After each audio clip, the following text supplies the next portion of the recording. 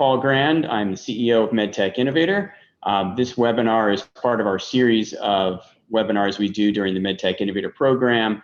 The idea is that we bring in experts from across the industry to talk about topics that are of interest to the industry, but also very specifically to the companies that are part of our accelerator program, that are part of our showcase pool as well. And the idea is to discuss the topics that are of interest to them. So a lot of the discussion we're going to have today is very specifically about questions that were asked in advance by our panelists. So what I'd like to do is start off by introducing our panelists, letting them talk for a minute or so about themselves. So we'll go through each of them. We have 4 really terrific panelists today. Our topic is fundraising. So I've invited some experts who are investors themselves and who also support the fundraising process in the industry. So, and these are all people who are very specifically people who are involved with earlier stage companies as well. So why don't we start off, and I'll just go across here and start with Ajay. Ajay from Johnson & Johnson. You can introduce yourself.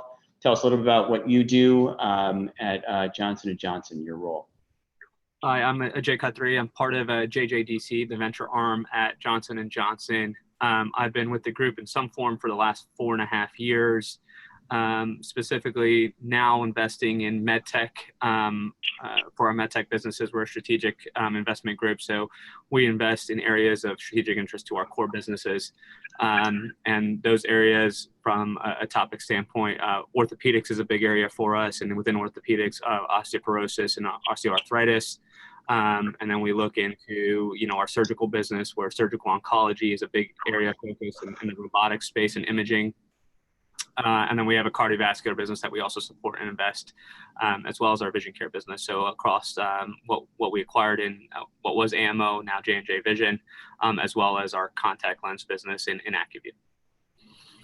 Great, very good. Great to have you here. Thank you. And how long you been with Johnson & Johnson? I've been with J&J for 10.5 years now. 10.5 years. Excellent. All right. Well, let me move on then to Thomas Kluz. So Tom, tell us about yourself and what you're doing these days. Yeah, absolutely. Yeah. So I'm a general partner at DRX Capital. DRX Capital is a joint venture fund between Qualcomm Ventures and Novartis. The focus of the fund is to invest across the full ecosystem. We're stage agnostic, but our focus is on, the device diagnostic and digital health space, in areas that are strategically relevant to both Novartis. And then the Qualcomm piece of it, it really brings 2 decades worth of strategic investing. So we're on the Qualcomm Ventures side, we invest in the ecosystem. So there's no quote unquote limiting factor in terms of strategic fit. So we bring in the best in breed of, again, 2 decades worth of venture investing, and then Novartis brings in the deep healthcare expertise. In terms of the segments that we invest in, it's everything from digital therapeutics, software as a service in, selling to providers, health plans, and obviously the pharma space. The Novartis has a very progressive way of thinking about, when you sell to the health plan and the provider, ultimate downstream economics will affect the full value chain, right? So Novartis is going at risk with a lot of patient populations, so we're super progressive in terms of thinking about that. Before joining DRX, I worked at Providence Ventures, which was the strategic venture arm of a $25 billion health system on the West Coast. Also selling, investing in similar type of companies, quite frankly. And then, prior to that, I got my career started in MedTech investing, actually at Adams Street Partners, which is a large growth equity fund out of Chicago. So it's a little bit about me. Very good. Thank you for all that background. So why don't we move along then next to James Eadie. Sure. Thank you. So I'm James Eadie. I'm with Sante Ventures. We are a life science early stage venture fund. We do investments across the spectrum from health tech to biotech, and then about 40% in medtech. I focus predominantly in the medtech area. I came out of academic medicine, trained emergency physician, practiced clinically for numerous years, but have been doing now medtech investing for about a decade at this point. Very good. Thank you for that great but brief intro. All right, so now we'll move on to Samantha. Samantha, you can tell us about yourself and Locust Walk. Sure. I'm Samantha Avila. I'm a vice president with Locust Walk, and Locust Walk is a transaction advisory firm. We have a biopharma practice and then also a MedTech practice, which I'm a part of. On the MedTech side of things, we help startups with fundraising, then also sell-side M&A. And we define MedTech as medical devices, diagnostics, and digital health. In the medical device space, we'll work with 510K and PMA products and technologies. And then we also have a fair amount of expertise in the diagnostics end of things as well. And just for my background, I've been with Locust Walk for about 2 years. Prior to that, I was with Confluent Medical Technologies, doing business development and corporate marketing. Spent some time with Medtronic, and then also a number of years with Lighthouse Capital Partners doing venture debt investments. Excellent, great, very good. Thank you very much. Great to have all four of you here. So I think, you know, one of the things that I didn't ask outright, but most of you did, except for Ajay, is tell us how you kind of got involved with MedTech investing. So Ajay, how did you wind up in MedTech investing? Yeah, I would say about 4.5, 5 years ago, I ended up just getting involved in a project with J&J that involved spinning out some technologies, which eventually became Verb Surgical. And I was part of our Ethicom business at the point in time. And because of that, I ended up getting involved in this investing space, bringing together a syndicate alongside Renee Ryan, which a lot of people know. And so from there on, I got the bug for starting in the ecosystem and looking at innovation. So that's how I got stuck into the early stage investing side of things. Great. And you know, do you have to evacuate, by the way, Jay? Are you okay back there? I'm good. Okay.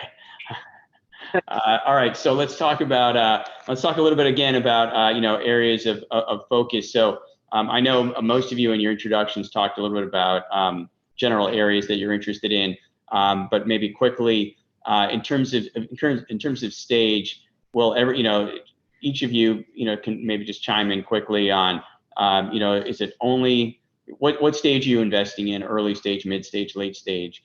And again, any particular areas of interest for you. So for anyone who didn't already cover that, we can start with that. We could start maybe I'll start with James. And in terms of you know, stage, are you stage agnostic at this point?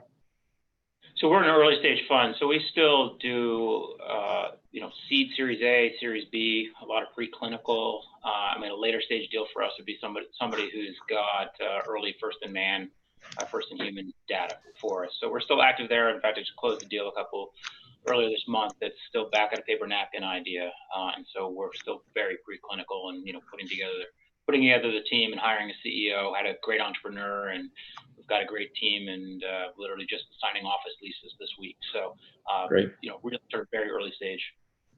Good, and you'll follow on all your with your companies? Absolutely. No, we're life cycle investors, so we look to, you know, we build the companies from the ground up, get in at the start, partner with the entrepreneur in the early team, and look to be there all the way to the end. Great, and I think the same is probably true of everybody who's on this, right? Is there anyone who does not do follow-ons, who's only in the beginning from on the venture side? Anyone who doesn't? All right, I think you guys all do, right? So that's great. So let's then talk about in terms of, you know, any kind of regional limitations. Does anybody have any regional limitations? Maybe Tom, start with you. Yeah, no regional limitations. You know, I think at previous funds, there's more of a domestic kind of U.S.-based outlook on healthcare, just because of our understanding of healthcare economics, U.S.-based. But DRX, you know, we're working on a deal in France. We're evaluating obviously the Swiss-based Novartis. Look at technology solutions in that area, but you know, there's no real regional limitation. What we're finding is some of the companies we're speaking to outside of the U.S. are actually focused on healthcare in the U.S. Just because of the kind of broken nature of the industry. But so it's kind of it's interesting to meet you know, folks around the globe that are look at U.S.-based healthcare as sort of an intellectual challenge, and they're building technology to solve it. But we welcome all geographies at PRS. Great. James, how about you? Any limitations on geography? We're U.S.-based focused, and that really has to do with the fact that being in an early stage, there's a lot of interaction with the team, and we find that to be much easier when they're here geographically, a couple time zones away versus being in Europe or across the globe. Okay, and Ajay? Yeah, so no geographic restrictions for us. We have a worldwide based team. And we have a team that sits in Israel that actually covers Europe for us. Israel also being a hotspot for medical devices. That's why the team sits there. And then we also have an investor in China that helps us cover the Asia side of things. Great. And maybe I could take a second, Samantha, and you can you can tell us. Obviously, I'm not sure if Locust Walk is actually making investments yet, but I think that's a place you guys are interested. Maybe explain a little more about how you support companies. Sure. From a geographic standpoint, we've worked with companies on a global basis. So just over the past year, companies based in Israel, Southeast Asia. We're looking at a couple deals in Switzerland right now as well. And we have offices in different parts of the globe to support those different types of interactions. So I'm based in San Francisco. We have headquarters in Boston, a team in Tokyo, and then also an office in London. So capabilities to support companies worldwide. And as we're seeing just the base of investors in MedTech expand geographically, that's been an advantageous place for us to be. Great. And I know you gave a little bit in your introduction, Samantha, but just maybe for the benefit of everybody. So in terms of the types of companies that you support stage-wise, primarily at Locust Walk, in helping to raise capital or otherwise, give us some of those parameters. Sure. So from a stage standpoint, it's primarily on the fundraising side. It's mid-stage to late-stage companies. We're really looking at a little bit larger fundraisers, kind of in the 15 million to greater in terms of size. And then in terms of therapeutic areas, we're looking pretty broadly, cardiovascular, peripheral vascular, neuromodulation, surgical tools, and then diagnostics across a couple different segments as well.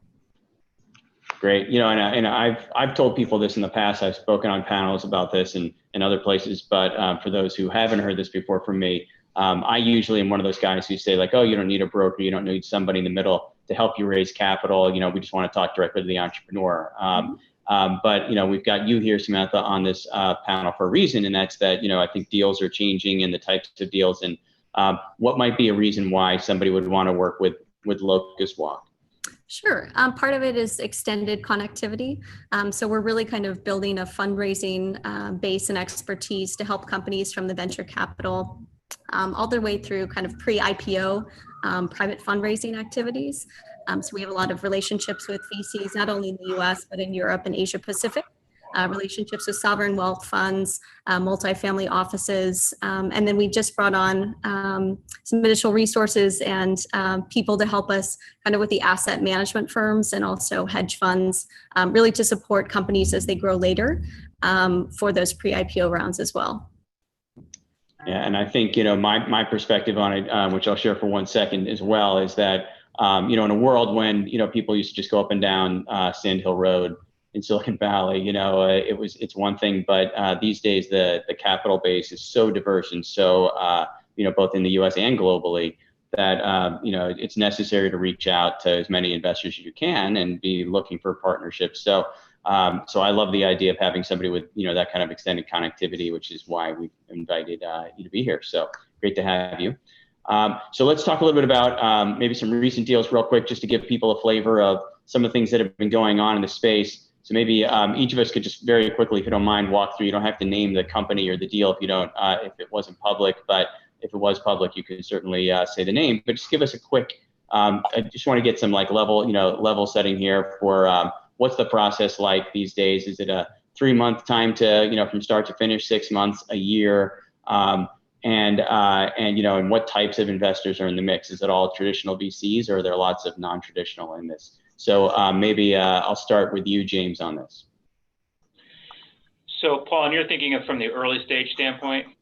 From the early stage standpoint, yeah. Yeah, so what we're seeing is that there's, as everybody who's listening knows, it's a very challenging environment to raise for early stage. But what we're still seeing is successful. So I mean, what we're looking at from a venture side, introductions to a technology, it's probably in all fairness, 6 months if you were to from time of meeting to closing would be considered fast. The deal we closed earlier this month, we had known the entrepreneur and there was a lot of other circumstances around it, but it was something that we've been tracking for about 1.5 years and things just weren't quite right. And then we finally decided to kick it off and go through it. And yeah, I think that you find that more common than not that you especially with early stage, you get to know the entrepreneur. The team may be involved with something like MedTech Innovator. They may be in an accelerator. They're kicking around ideas. They get some family and friend money in. You start to build a relationship with them. And at the same time, it allows, as the venture team gets to know the entrepreneur and team and grow with respect for the team and understanding of what their approach is, the team gets to know the investors, and then you get to know the space a little bit and follow it. So it's never fast. I would say if you could do something in 3 to 4 months, that would be lightning speed for at least from our perspective at this stage. And that continues forward. I think it's a little bit easier once you've got clinical data to be raising money. But if you're at the early stage of prototypes, you're in preclinical work, it can be a challenge. But I would say that there's a lot of opportunity out there. It's just you gotta knock on a lot of doors. Yeah, for sure. How about you, Tom? What's your experience in terms of maybe some recent deals and timing and the process? Yeah, I have to agree with James. 3 to 4 months would be considered lightning speed. 6 to 8 months from the time you meet the company to, just really socializing the tech across the organization because we have such a strategic element to what we're doing. In terms of getting funding approval and getting a deal done once there's alignment, we are lightning quick. It's like a traditional kind of venture capital fund. We could move very quickly, but with an early stage company, we like to socialize the value proposition to our stakeholders. There's technology due diligence that goes down. Worked on a recent deal right as I joined on that was in the early genomic space. And my colleague and I had to socialize it to executive level folks at Novartis, and we and it was actually a very valuable exercise because you bring in some of the smartest people in the genomic space into your sort of due diligence process. And so that process in and of itself took a long time. But then to James' point, you want to get to know the entrepreneur. You want to give the opportunity for the entrepreneur to get to know us and how we operate. We typically will take a board seat as part of an investment process. So that's important. Cultural fit, really getting a sense for how we operate as sort of investors and operationally focused investors. So it can be a long process. Got it. And Ajay, same kind of thing with you? Time frame about the same? Yeah, I would say the time frame is absolutely the same, as mentioned by Tom and James. The thing I would focus on is in the early stage when there isn't a lot of clinical data, it's about that relationship building. It's about getting to know the entrepreneur and getting to know the team because you don't have a lot to go off of other than the theory of what they're going after. So we want to spend the time to build that relationship, to know that the team can overcome the hurdles because every startup's going to face them. And so we spend a lot of time, I think, just getting to know the team and getting to know what they've done so far and what their approach is in the future. And maybe you can expand on that for a second. And I'll start with you, Ajay, on that. So when you say getting to know the team, tell me a little more about what's involved. What does that mean? What's the process for getting to know the team? Yeah, I mean, I think for us, it's multiple facets. I think from a venture side, we look at, the backgrounds we try to do, depending on if they've been in other startups, other spaces, we try to do our diligence on the people themselves, how they tackle problems. I think from our our corporate business side, they want to know, the scientific side of it, how they're approaching the problem. So we spend a lot of time, working alongside our businesses, laying out how they want to tackle the problem, how they want to approach it scientifically. So we do both sides of it as a group. Great. And you mentioned the corporate business side. So for you at Johnson & Johnson, do you bring in the business units on every one of your investments? Yeah, for the majority of the part we do. We like to use their scientific expertise. I think it's good for us on the diligence side. It's also good for the company as we move forward, right? You'll get some of the scientific expertise with us. You'll get the regulatory expertise with us. So we'd like to introduce our teams early in the diligence process, so they also have visibility to what potentially could, as an investor, what we bring from a depth perspective. Great. And maybe Samantha, you could just is the last one on this particular topic. Is that time frame kind of the same time frame you're seeing in terms of the process, 6 to 8 months ish, from as an average? Exactly. We usually, in talking with our clients and kind of setting expectations, usually suggest 6 to 9 months in terms of a total process from start to finish. And those are for later stage deals, right? You're talking about like B round, C round, or where there's more information to go through and more history with some of these companies. So. Yep. So we're not doing no overnight deals. Unfortunately, not. All right. So let's move on now to some of the more details here. So real quickly, I'm just going to throw out a sector or a subsector of our space. Just tell me quickly, kind of like you guys can kind of all go one by one, but in terms of trends right now, let's start with pure play kind of medical devices. Is that a uptrend right now, kind of mid, or is it declining in terms of interest, would you say, out there? Whoever wants to start speaking, maybe you can start, Sam, since you're representing lots of companies. Yeah, I think there's a fair amount of interest specifically in certain subsegments within medical devices. So in the transcatheter heart valve space, whether it's aortic or mitral, it's been a very busy space over the number of years. Still interest. Neuromodulation is definitely an area that's seen a lot of traction lately. And then just filling out portfolios in terms of peripheral vascular and surgical tools. So I would say there's, again, there's certain pockets within medical devices where there continues to be interest. Okay. Anybody seeing medical devices declining of interest, or hearing that LPs are not as interested? James or anybody?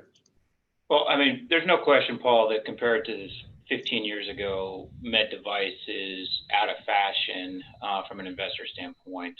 But with that said, I think that there's now been since the crash over the last 5 to 6 years, there has been a new wave of venture funds that have proven that they can navigate the regulatory and help produce really solid companies and see good exits. So I feel that we're at a pretty stable point right now in medtech, but I think that we're at a point where there's so much consolidation that's going on in the marketplace and significant uncertainty around reimbursement that those overhangs are real. And I think what people are concerned about is that, sort of that proverbial last shoe to fall, right? You lose one or more of the big acquirers. Take the Stryker Boston, announcement that, was then put down. Boston's by far the most aggressive acquirer as of late. You take them out of the business. Medtronic hasn't bought a venture-backed company in almost 3 years. So the system is holding. I'm optimistic. I'm making new investments in this space. But this is not pharma. There are not 25 potential acquirers for it. You can't just charge whatever you want to and have the prices there. Reimbursement CMS and individual payers are a black box that have no rules, that are at least not there's zero transparency. You've got no way of going back and getting clarity around it. And that uncertainty makes it very challenging. So those are the realities that we're facing, and those help shift what we're investing in. And I think when you look at what's been successful, they have a lot of patterns. Those areas of uncertainty have been met. But overall, look, the population is aging. There's still a tremendous amount of disease burden out there, and medical devices play a really key and important role in solving medical problems. So I'm bullish that technology and devices continue to play an active role in our healthcare system. What about digital, everybody? Is digital going up? Staying the same, going down in terms of interest, digital health? So anyone who wants to speak. Just to dovetail off the med device conversation, the trend that I'm seeing is actually a bit of a combination of med device and digital health, right? So I've seen, in the last 5 years, digital health has become, a really hot space. It's become a full place to invest. 10 years ago, when I was investing in digital health deals at Adams Street Partners, that was not, we didn't have a name for it, right? It was healthcare IT, right? So digital health is definitely a hot space right now. I see, just to address the device point, I'm seeing a interesting situation where, the devices are effectively the IoT infrastructure, right? So the industrial IoT in healthcare. So the devices are a necessary element or a necessary cog in the wheel to collect interesting data about the patient and then help manage a patient population for both provider, health plan, and pharmaceutical companies and device companies, right? So that's an interesting, I think, kind of a hybrid model that I'm seeing a lot of traction in, and we're actually very, very active in as well. So it's pretty interesting stuff. In terms of digital health, pure software deals, there's still a bit of, as I call, froth in the market. There's a lot of assets in that space. Just the basic supply demand economics are, driving the valuations up, and there's a ton of money being pumped into it. And, the public markets aren't responding well to what's being invested in on the private side. So we're seeing a burgeoning M&A market, which is fantastic for, acquirers, pure digital health acquirers like Allscripts, Athena Health, kind of software players that are doing population health management.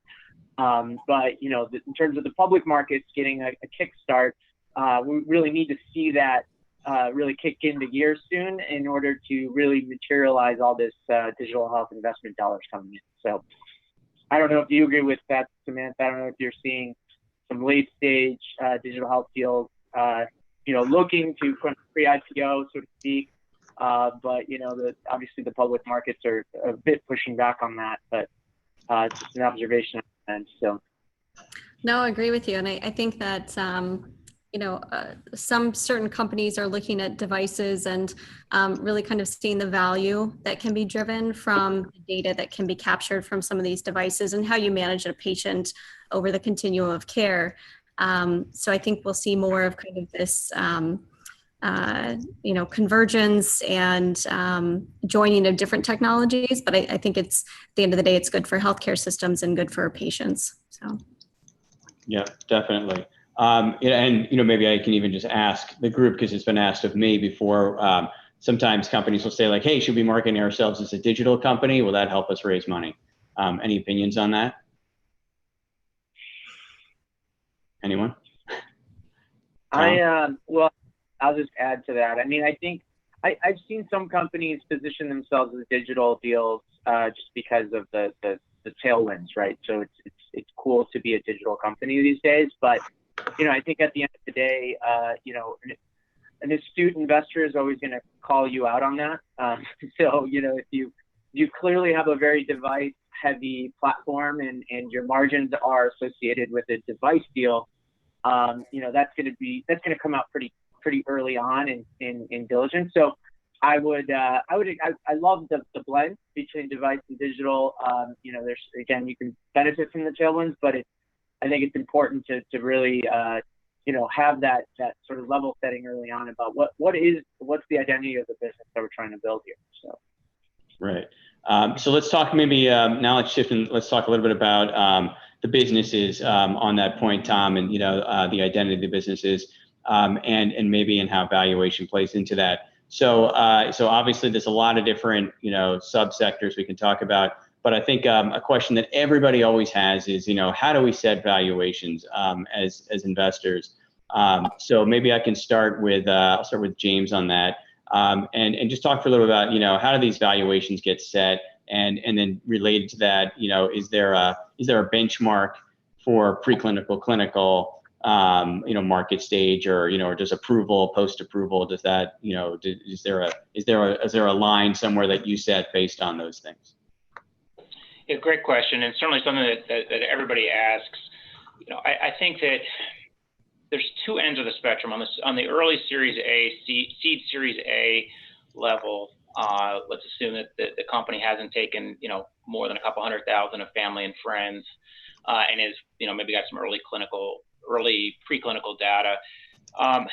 Really at that point, what you're doing with the valuation is not really valuing per se the dollar amount that the idea is worth, because honestly, the idea is worth nothing at that point.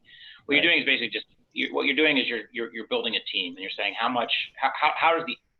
are we splitting the equity amongst this team, and how much capital do we need, and therefore how do these ratios work out? And so what that works out to being is that generally for an early stage Series A MedTech today, you're seeing probably somewhere between, on the low end, $2.5–3 million pre, and maybe up to 6, 7, 8 if you've taken, maybe you had a bunch of grant money and you've been able to leverage some technology. You may see it, high single digits, and that's raising anywhere between 3 to 5 on the low end, and maybe 8 to 10 on the upper end for that style of a deal. When you get into the Series B, C, say you've been successful and now you're raising 20 million, you may see a little up round. You may see something in the 20 million pre-range, but then it quickly gets value. You suddenly hit the range of value compression that all these companies are suffering from right now, which is you get companies that are running clinical trials. They've been highly capital efficient. You're really excited about how they've been developing. They're carrying a post money of $50 or $60 million, thinking, hey, this is fantastic. We sell right now, and we sell for $250. We're going to do great. But then they find out, hey, you need to commercialize, or you need to run a larger clinical study, and they now need to raise 30–40 million. And you say, great, I will go out and we'll raise it at 60 or 70. We'll be valued at 100, and all of a sudden the math flips. And so you talk to any of the later stage investors, their math flips by starting with saying, what's the average exit in this space for this type of technology? And they come back and say, well, probably 2 to 250 is what we're going to sell this company for. Maybe 300 if it's in a special space. There are a handful that sell for more, but the average is around 220. So they come back and they start, backing into their math, saying, well, I think we need 30 to 40 more $million. I need a minimum of 3x my money. So if it's a $300 million exit or 250, the post can't be higher than 80 to 100 million. You need 30 or 40. Therefore, your pre-money is 30 to 40. And so what you're seeing is a significant value compression for the later stage companies, and that's why the early stage investors have gotten out of the business, because you're seeing this appreciation early on, and then you're seeing this significant compression, and you're exchanging basically the economics to the later stage investor, and that's because the M&A market has moved upstream. They want to now not just see FDA approval or a strong clinical study. They want to see clinical traction. And so you have a secondary J point. You go negative in value, basically, when you now have to go out and prove market development and build out a sales force, which is very, very expensive to do, and you don't get paid for it. So those are the realities, of what we're seeing out there.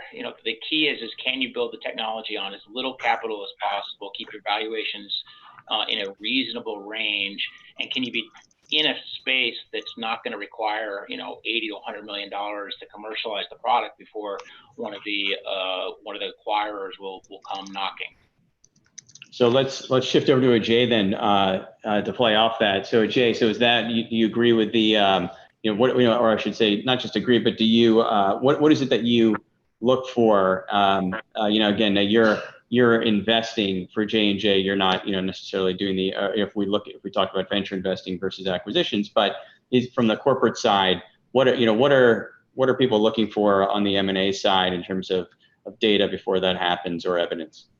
Yeah, I think the team talked about it a little bit earlier. I think, the consolidation of players has made that phenomenon a little bit more prominent in the market. I think if you go back 8 to 10 years as the consolidation was happening, a lot of companies did raise that Series B at the $70–80 million pre's, and then you saw a lot of companies go through down rounds and tough times trying to raise that Series C. So from our corporate standpoint, we're always trying to do the back of the envelope on the math on what an exit would look like, just like James spoke to. And I think James is spot on, right? The 200 to 250 seems to be the sweet spot where most exits are happening.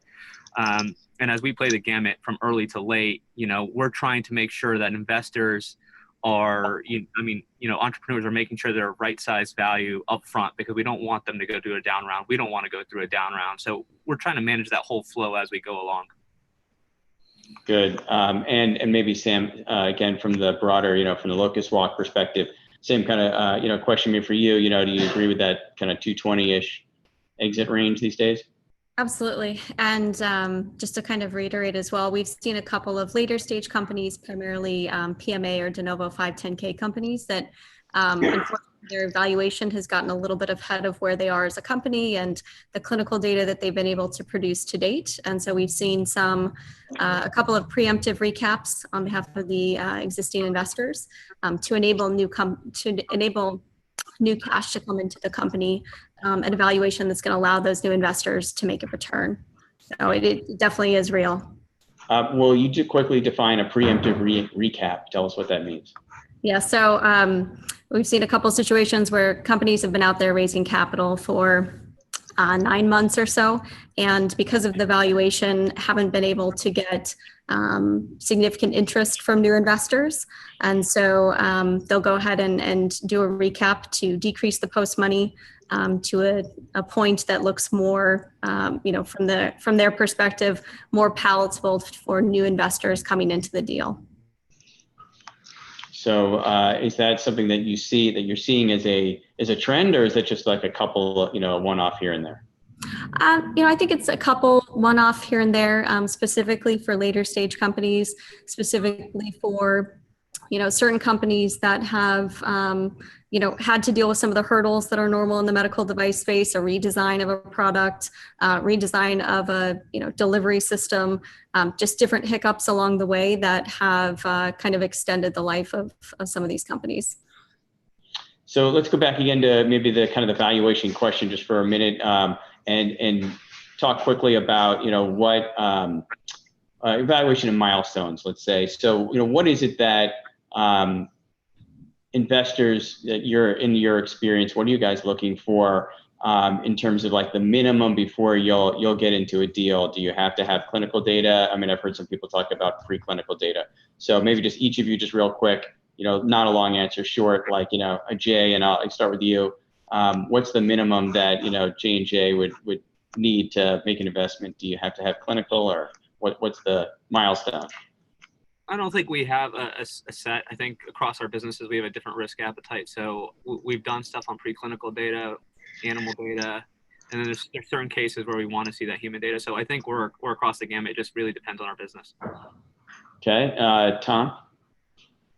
Yeah, I mean, I think on the Novartis side, it's pretty much aligned with what Ajay said. Depends on the business unit and their core expertise. But as far as core DRX, just because we are a venture investment vehicle, we are returns minded. We need clinical data at a very minimum, and then if we're in the A to B kind of sweet spot, we want to see a meaningful revenue stream, some recurring revenue, some proof of traction and quote unquote J curve uptick.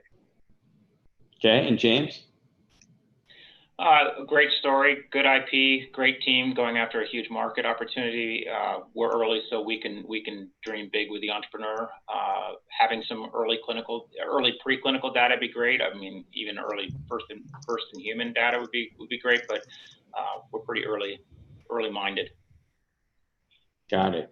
And what about the question comes up of what are kind of some of the important de-risking activities that investors value highly?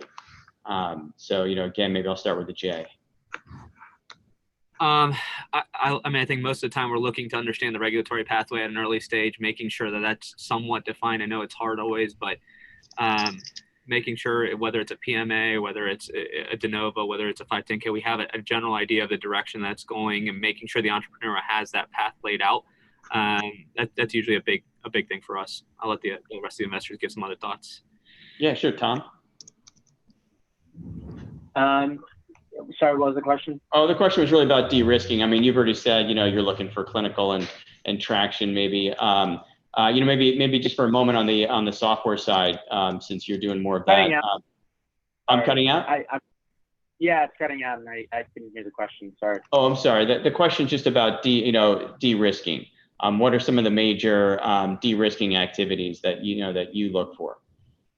Yeah, absolutely. Yeah, so we, on the early stage side, that's always an interesting, that's always interesting to how do you de-risk an early stage business, right? When there's commercial traction, it's a no-brainer. But just thinking of this one genomics deal we did recently, I think bringing some of the smartest people in the relevant space to the equation and bringing them into the diligence process.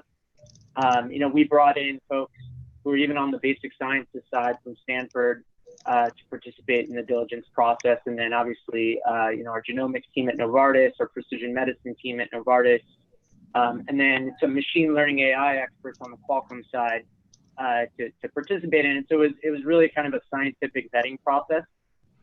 So I think for early stage, it's just trying to bring in the smartest people from industry and from academia to sort of opine. So. And maybe a general question then for everybody based on that, Tom. So do you bring in outside consultants for your in your diligence, or do you do most of that in-house? James, maybe I'll shift over to you. So early diligence we do in-house. If we're going to get into a term sheet stage and really get into deep diligence, then we'll bring on, hired experts. We generally do we'll stage it based on the amount of, the intensity and the cost associated with it. So you'll find that, for example, IP, I think routinely for most shops is done after you have a term sheet because IP diligence can be pretty expensive, for example. Yep. And is it an advantage if the companies bring some of these resources to bear, so they come in and they've got a list of key opinion leaders or other experts or people? Do you rely on that, or do you just go to your own people? And we can. I think that successful entrepreneurs who have built companies in a particular space and are going back at that space will have a group of KOLs that they've worked with. And that is a huge advantage. As much as we like to believe that this is all just about science and helping humanity, there's a tremendous amount of politics associated here, and just the politics of understanding and experience. So having experience at the FDA, having been to CMS, having run successful clinical trials, seen what works, seen what doesn't work, especially.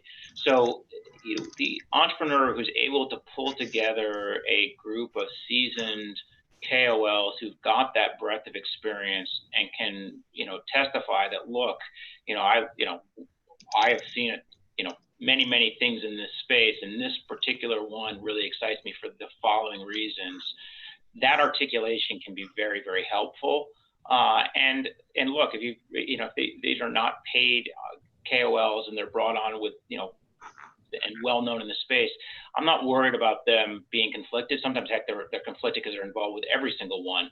I'm interested that the entrepreneur is able to pull together a group of people who really are influential in whatever space they're working in, and if those influential people are really dedicated to this technology, that interests me because that is absolutely critical for the company going forward in whether it's designing the right clinical trials, whether it's executing on a commercial plan, whether it's initiating discussion and completing discussions with the FDA or CMS or other payers.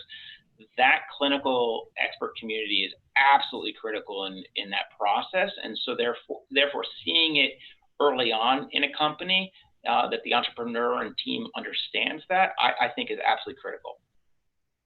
And what about in management? Does a startup, these early companies, I'm talking about like the seed company, the Series A company, do they need to have that expertise on staff full-time in-house? Do you need somebody on the team who's been through the FDA before, or will you make an investment knowing they've got good people who are surrounding them? Maybe we can start with Ajay.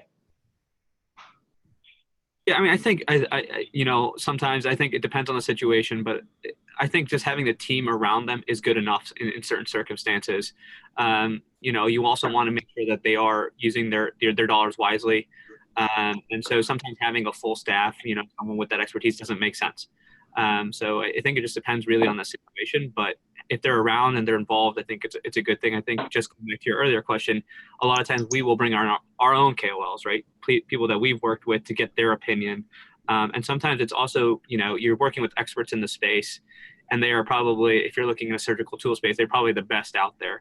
But you also want to make sure the tool is relevant for someone that's working at a community hospital and other places. So we'll try to bring a broad variety of expertise to the table just to evaluate the technology. And will anybody, if any of you required, in your deal terms, when you're doing your term sheet, do you require a management change at any point in time? Do you say, hey, in order to close this deal, we need an experienced CEO, or we need some, whatever it might be? Is that something that you put into your term sheets or into your deal process, or is it something that you just make a footnote and go, hey, down the road, we're going to need to bring in some more experience? No, Paul, James. Yeah, James. Yeah, so I just closed a deal. I was in the biopharma space, so not directly MedTech, but I think completely related. And that was the Series B was contingent on bringing in a professional CEO. It was a great entrepreneur who had founded the company. He's got 2 other companies going on at the same time. It was the right time of transition. It's never an easy transition. No entrepreneur wants to sort of necessarily give it up. What they've been doing, but it is a sign of maturity when an entrepreneur understands where they belong in the ecosystem, and if they understand that, look, it's wherever the company is, because getting a company from 0 to preclinical, getting it through FDA, early stage development, then the FDA, taking that and then getting their first $1 million in revenue, taking that to 10, then 10 to 20. Each of those stages take very different sets of skills. And it is completely unusual and should not be even begin to be expected that one individual would have that set of skills. And so whether it's the early stage or whether it's a later stage, transition in management is part of the business. And financing routinely brings that forward. Thank you. Just to add on that, a little bit, I think, we've had situations right now, we're in a similar situation in a deal where we are recommending replacing CEO, and just watching their maturity and how they understand their own business and their capabilities is a big thing that reflects on them as a leader in their organization. And I think the way that they approach it is highly indicative of how they've been leading their team, and realizing that they have gaps is a huge thing. I think the other thing we've done, not only management changes, we've actually recommended to put in senior level people in different stages. If a company we believe needs a little bit more, concrete work on quality, we've added into our term sheets. We want to see a senior quality leader added to the team. If they are commercial already, they're in that manufacturing process. So it's not just the top of the stack. We've seen things where we want to, actually pinpoint help and put that into play. Yeah, just to add maybe a slight contrarian viewpoint from our perspective, and then at Providence Ventures, I don't think we'd ever put it into a term sheet per se to say, hey, this person has to go at some point in order for us to invest, and the term sheet's contingent on that. I think we'd probably get spooked if that were the case. But there's certainly been in due diligence, we've identified. Had a particular situation where we closed the deal last year at Proventures, and there was a CEO swap, and we sort of noted that in diligence early on that we felt like the CEO wasn't the right investor for sort of the growth equity stage deal. Once the business evolved into more of a growth oriented company, we knew that there would need to be a CEO swap, but the CEO was fine for the immediate future. He was going to be the early stage guy that was going to take it into that next stage. But as far as taking it into a term sheet, DRX or Proventures probably would never do that. But certainly have swapped management in my line of work, subsequent to a financing and in future follow-ups. So. Right, and I think maybe to James's point, maybe earlier, management evolution is a given at some point, probably in almost every company, and people should be prepared for it. And I think that's really, the point I was trying to bring out is, you shouldn't feel, it's kind of a norm in the process that these things happen. And if you're, lucky enough to have people interested in your company or technology, you should expect at some point in time, probably, that there'll be other management coming in, and that your investors certainly will have a say in that. I think we can all agree on that. So let's talk a little bit about, a little more just quickly about validation and some of the metrics and things that we look at. So how important is, you talked about Ajay and others, you talked about the regulatory path as being one of the, the really important de-risking elements. Do you guys go again for, how do you do that? How do you de-risk the regulatory path? Do you just take what the company gives you and say they've talked to somebody and they said it's a 510K and so we're good with that? Or do you have your own experts? Or how do you do that? And maybe, again, maybe I'll start with James on this one, since you're more the independent institutional investor. So clearly regulatory is an important thing to understand.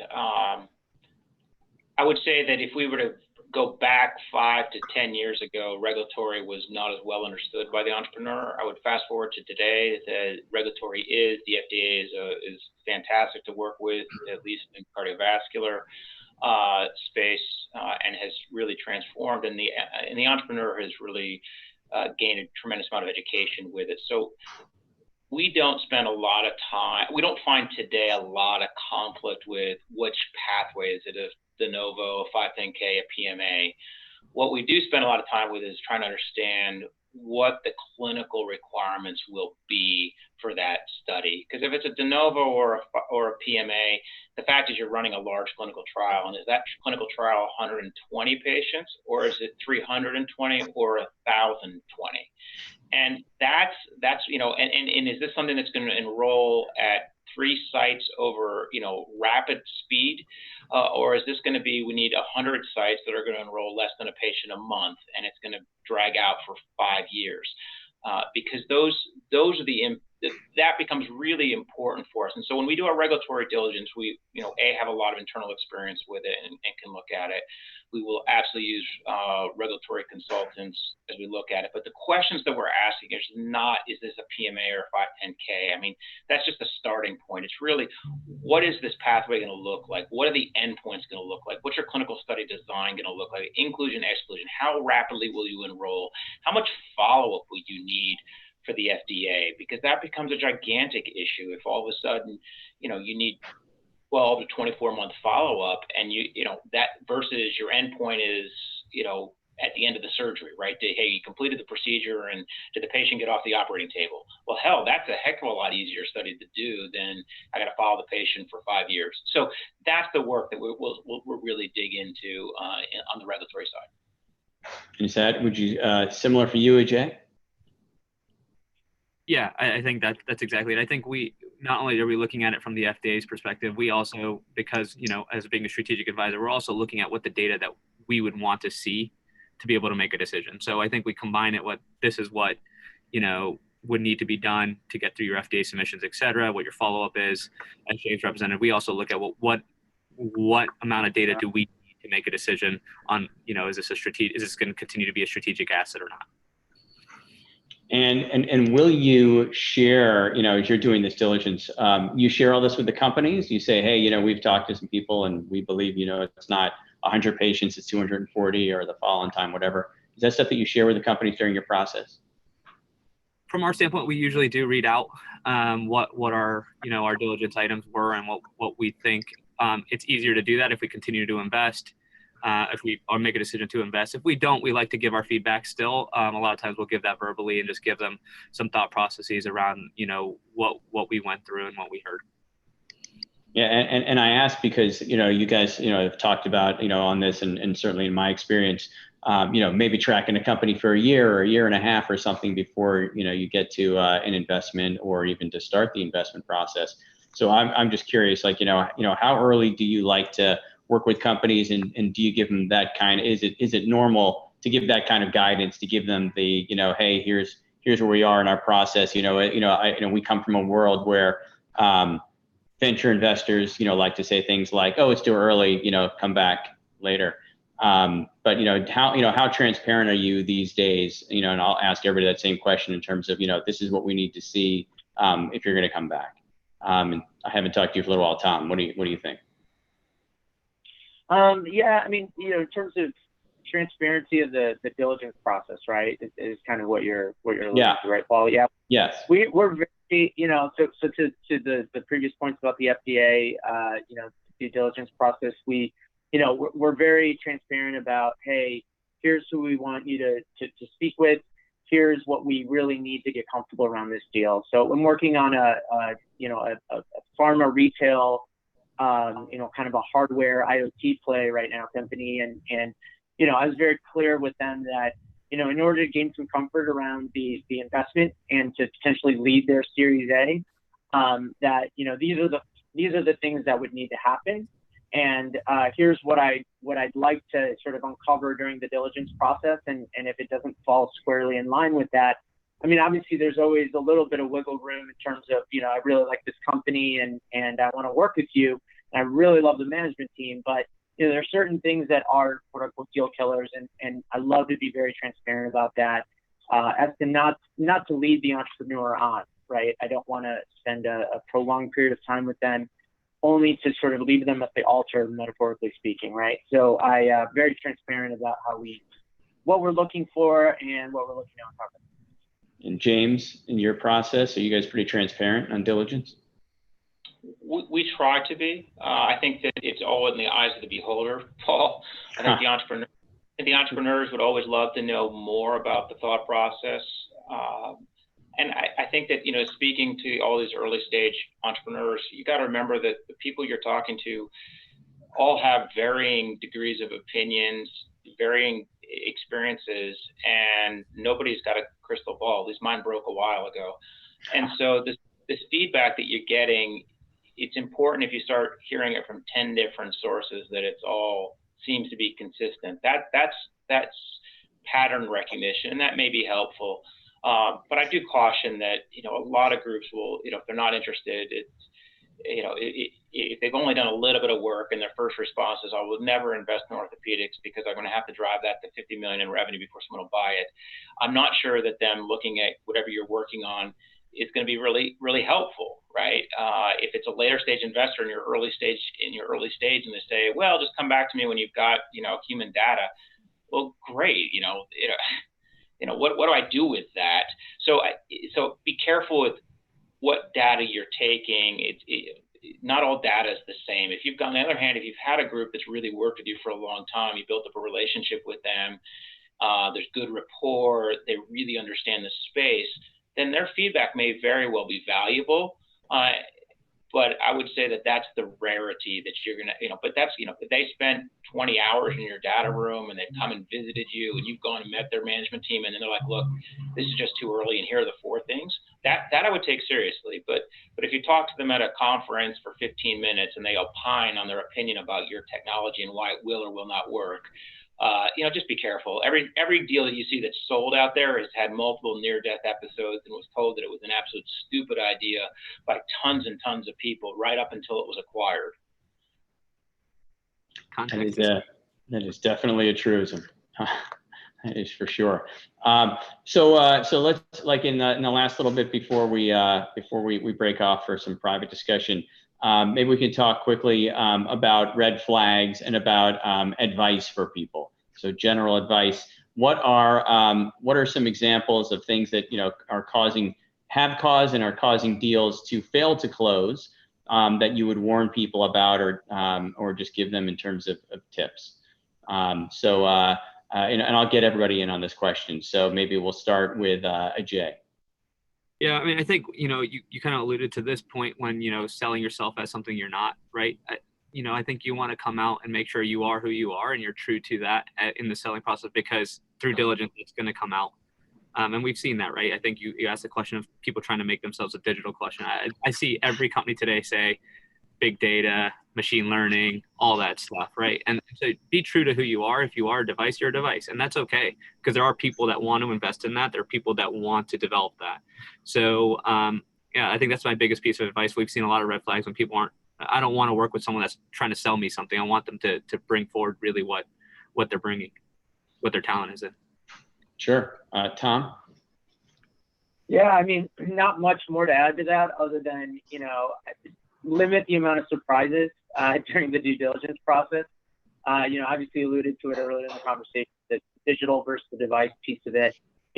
Just identify yourself as who's your customer, have a solid story to your proposed business model. You might be early stage, so you might not have that in place yet, but don't bite off more than you can chew. I think as an investor, I appreciate an entrepreneur that can sort of focus on a particular problem and just really build a solid product that's centered around that, right? And gain some commercial traction around it.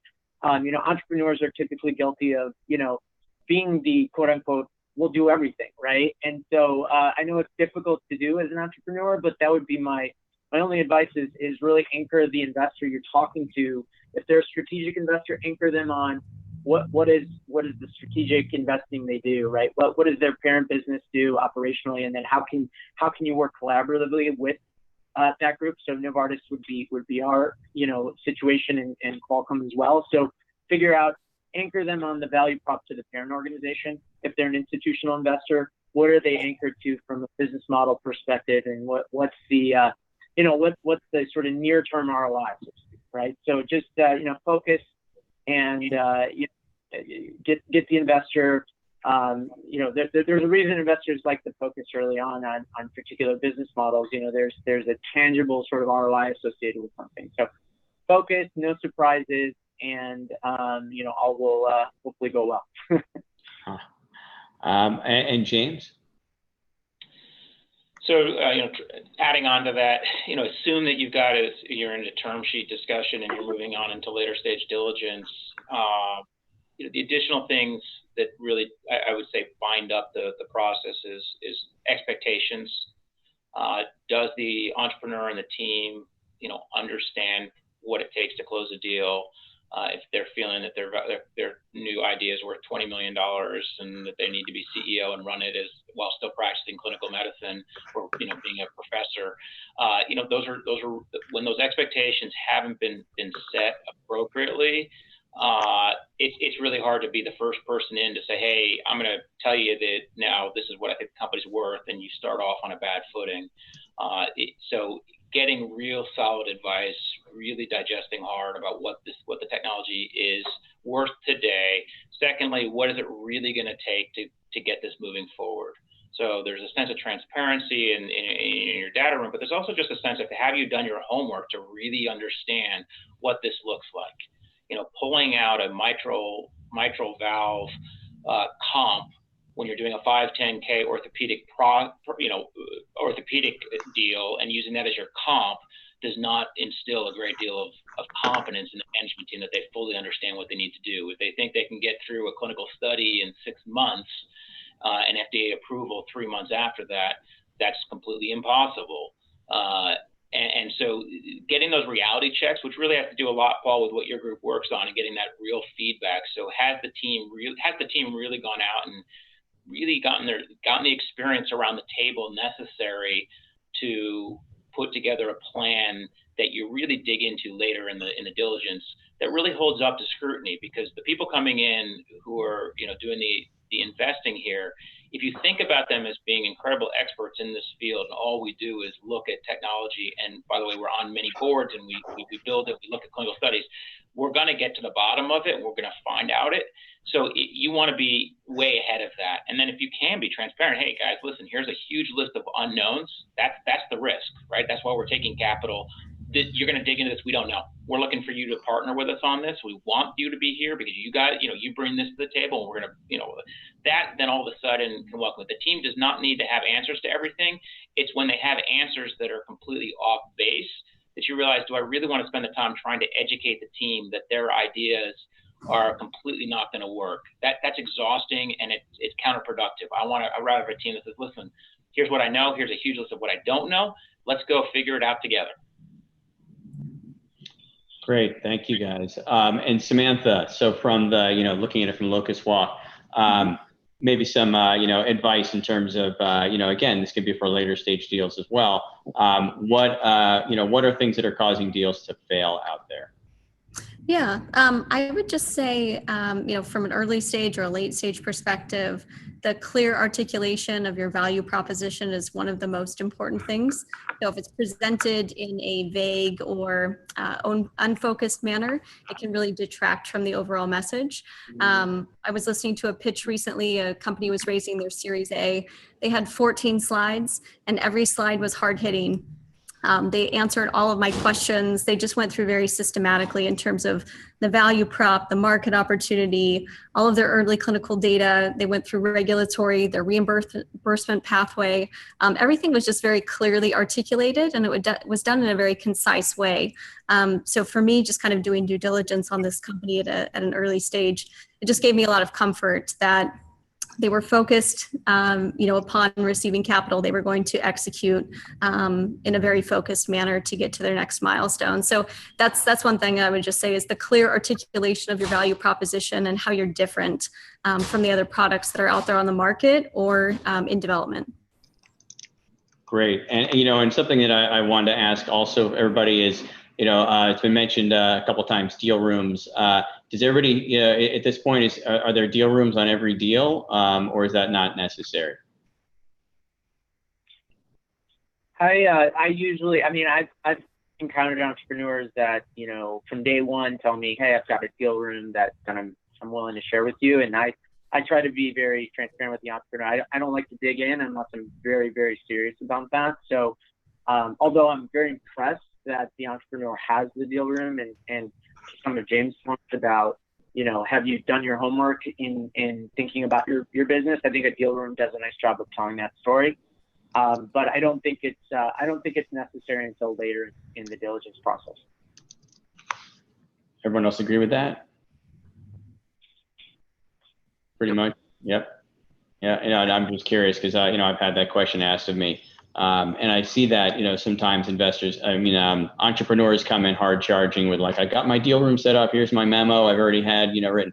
And people are like, hey, let's back off and let's start, from the beginning. So that's good to hear. And I think unless anyone disagrees with that, you could share that point. So with that last question, I always ask, maybe is, from in the future, is it all right if our companies reach out and do some follow-up with you guys if they have questions? Yeah. Yep.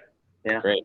Yeah. Well, and I can also say, everybody on this call, all these panelists are all part of the MedTech Innovator ecosystem and are people that that we're working with in one way or another. Some are corporate partners. Some are just people that we like to talk with regularly and get advice from. Others, judge for us or do other things.